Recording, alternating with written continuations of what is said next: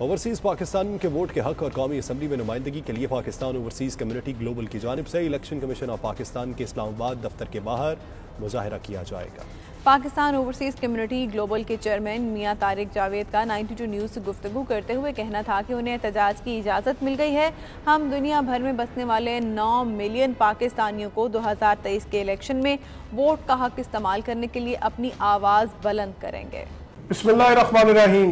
Pakistan overseas community global करने जा रही है ओवरसीज़ पाकिस्तानियों के हकूक़ की बात पाकिस्तान इलेक्शन कमीशन इस्लामाबाद के सामने बरोज़ सोमवार सुबह 10 बजे से लेकर 2 बजे तक। वहाँ पर बात होगी ओवरसीज़ पाकिस्तानियों के वोट के हक की जो वो 2023 में डाल सकें। 9 मिलियन पाकिस्तानी इस वक्त पूरी दुनिया में बस रहे हैं जिनको वोट के हक से महरूम रखा जा रहा है और पाकिस्तान ओवरसीज़ कम्युनिटी ग्लोबल बनने जा रही है उनकी आवाज़। हम वहाँ पर मुतालबा करने जा रहे हैं कि पार्लियामेंट के अंदर मखसूस नशिस्तों पर ओवरसीज़ पाकिस्तानियों के लिए जगह बनाई जाए ताकि वो वहाँ पर अपना मौसर किरदार अदा कर सके।